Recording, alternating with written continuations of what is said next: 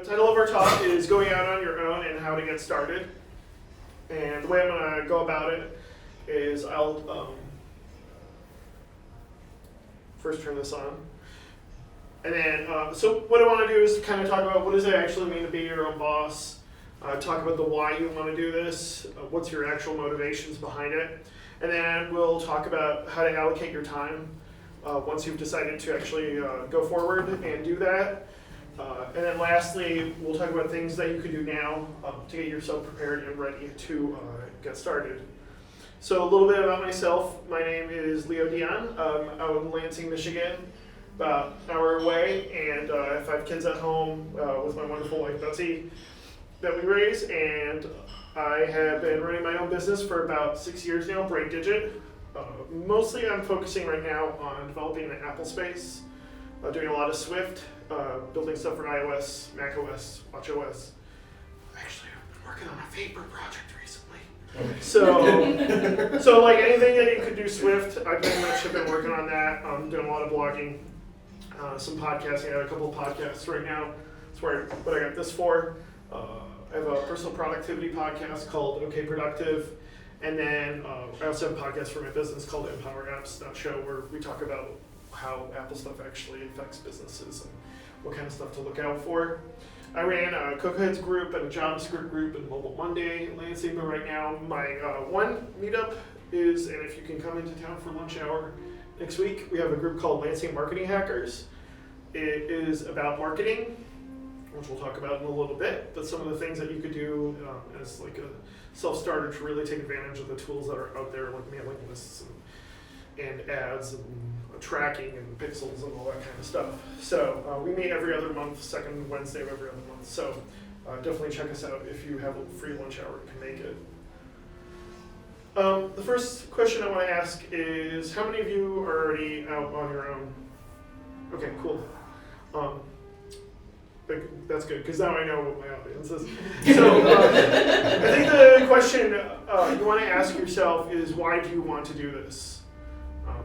That's the first thing you should be asking is, what's your motivation behind it? Why are you doing this? What are you trying to do? What are you trying to get from doing this? And also think about what is the best case scenario? What's the worst case scenario? Because oftentimes, it's not just the worst case scenario, but the best case scenario might not be what you want. I mean, really, you have to think about that and decide, is this really a good fit for me? Is this because you want to build a personal brand? Is this what you want personal ownership? Is this because you want to make more money? Which I question that going out your own necessarily is the best way to make more money, but in any case, is it because you want to manage your own time? You want to be more flexible? Is this because you want better work-life balance? Is this because you want to build a career or personal brand, like I said? What is your real motivation behind doing this? And that's something you should really think about before jumping in. And to a lot of people, they'll say that they want to be their own boss. And that's good. And there's definitely, like I said, the flexibility is a big key. All those reasons are big keys to why I do it. But understand, being your own boss is not everything that it's cracked up to be, because you have 12 little voices in your head pulling you one way or another in your life about what you should be doing with your time once you've been let go from that 9-to-5 schedule. So I think that's something to keep in mind. For instance, in my life, I pick up my kids from school at 3 o'clock. I could never do that if I had my own job. If I had my own job, we'd have to pay for daycare, we'd have to do this. I can take care of my parents. For instance, my mom passed away about a year or 2 after I started my own business. I could spend that time with my mom. That's more important than anything else in the world. When our kids first moved in as foster children, I was able to take that on with my wife. I took a break within a contract, and I helped my wife do that. So that flexibility is a big advantage. That flexibility, taking that time, also meant I could make money at that time. So that's something to think about. Another thing, for instance, is trying to just manage your time and being able to, I think a big part of it is setting boundaries. And for instance, I have a specific place, a location in my house that we set up, a room, which for some reason was a dining room when we first bought the house. I have no clue why they have the dining room so far away from the kitchen. But in any case, it had a chandelier and everything. We tore it all out, painted the room a nice executive red, I would call it, and now it's my office. And that is my room for where I do work. Yes, sometimes my 3-year-old needs to come in and watch Star Wars with me because she doesn't want to watch the kiddie stuff that her older siblings want to watch. But like for the most part, it is my room for work. And that's, I set boundaries. I set that box. And for instance, time-wise, I have specific times during the day that I am working. 9 to 5, I work. If my wife needs help with the kids, I'm a little bit flexible during the day, especially like lunchtime or something like that. But like after 5, I help with the family, and then when the kids are at that, then I can go back to work. Or, if I need to catch up on stuff, or if I need to, I can always, spend time with my family. So I think boundaries are a big part of that, designating both spaces and times to work.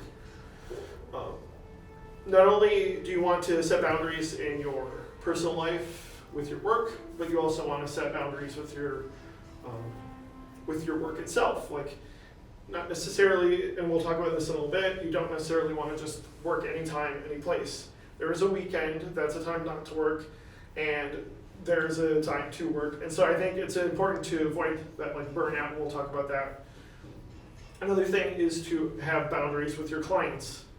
And I think a big part of that is having a good communication and good ability to negotiate with your clients and setting up a good contract.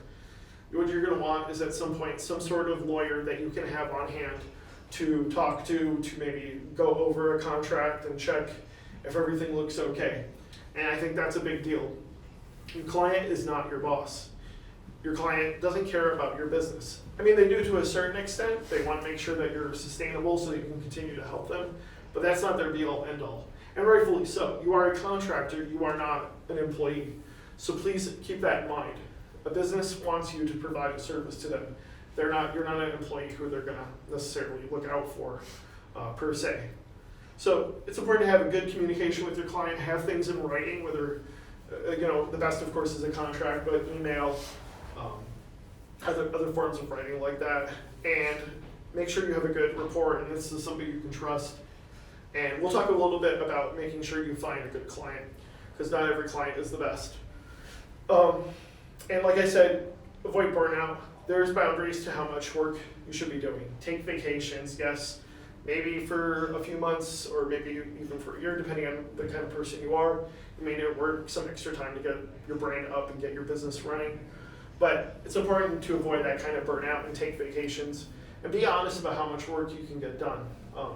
If you find yourself surfing YouTube or Twitter in the middle of the day when you're supposed to be working, that's a little indication either A, you don't have the discipline for it, B, you can't put more hours than you can, or C, there's something missing in your work schedule that's not allowing you to keep that focus and keeping those restrictions that you need to keep focused on your work. And don't be afraid to say no to your clients. They're your clients, they're not your employer. If things happen, just be upfront and honest about it ahead of time so those expectations are set clearly. Like I said, once you free from that 9 to 5 drudgery, that also means that the responsibility is on you to allocate that time properly for your clients. I'm a big believer in using calendars properly, and on weeks where I feel particularly productive, I use my calendar religiously to set up what I'm going to be working on that week. Do I follow it to the T? No, of course not. But at least when it comes to be Thursday afternoon, I can look at my calendar and think, okay, this is what I should be working on. I don't have to think about it. It's a lot of that, taking that mental strain off to have to constantly make decisions. Do that at a different time. Set up your calendar, designate times for working on specific things that need to be worked on. So another thing that you're going to want to do is you're going to want to dedicate some time to networking and reaching out within your community, as well as online.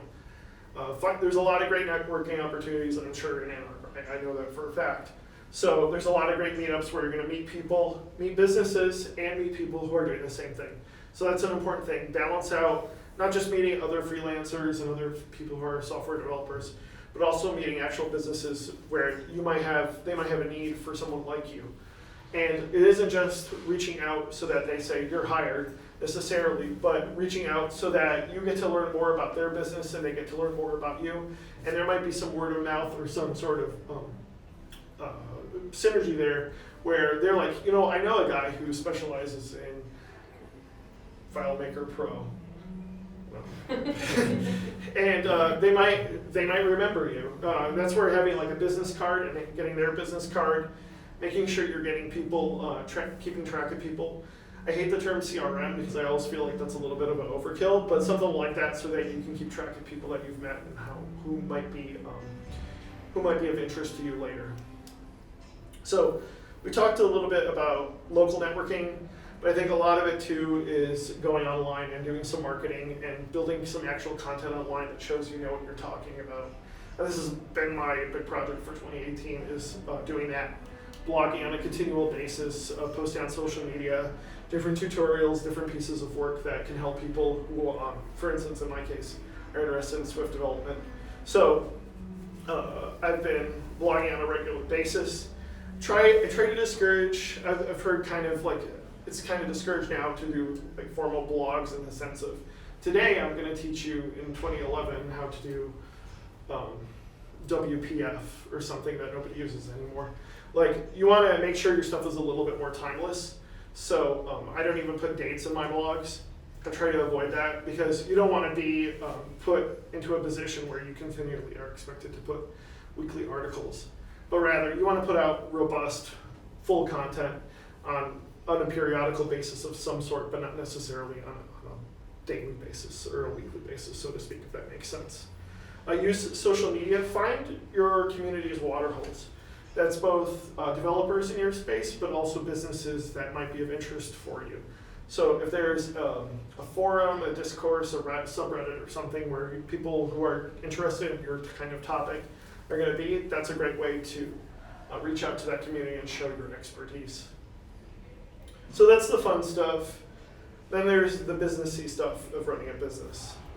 Accounting, taxes, legal.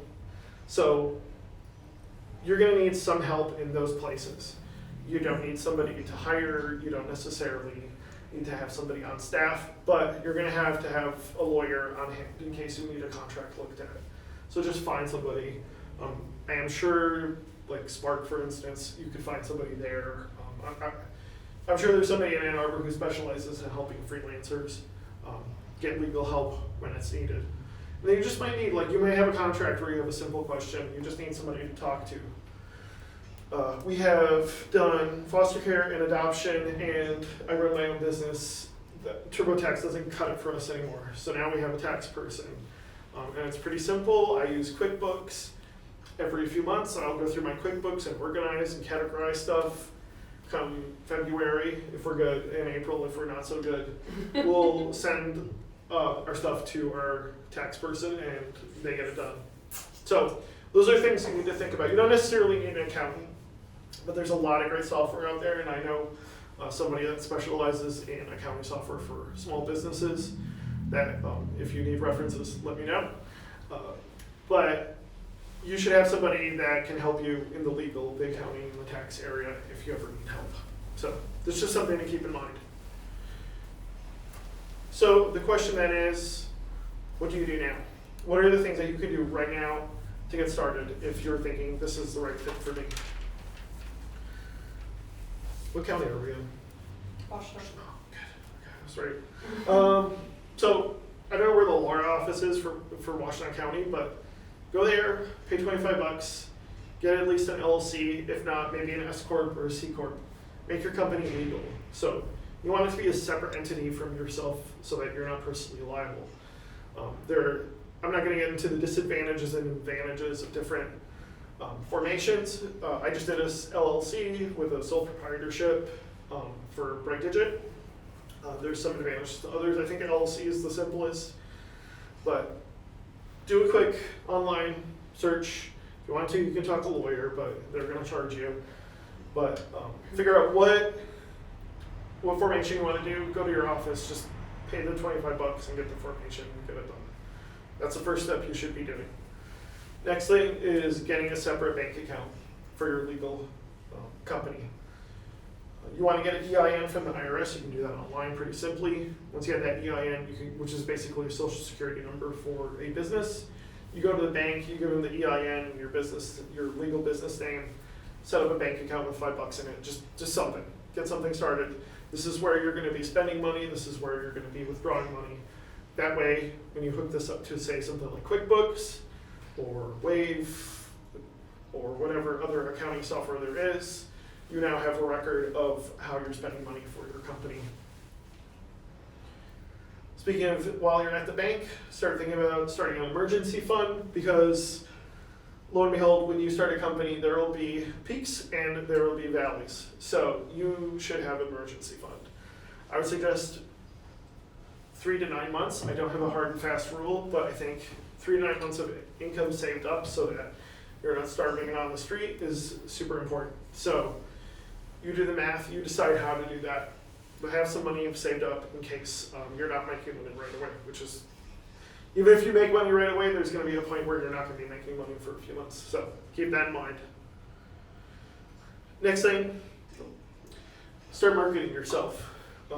Start reaching out online, building content, helping people find some Stack Overflow questions or Quora questions where people need help, write a piece on it, post it on there, let people know you know what you're talking about if you're an expert in a particular thing, and start marketing yourself. Start knowing the tools out there to market yourself.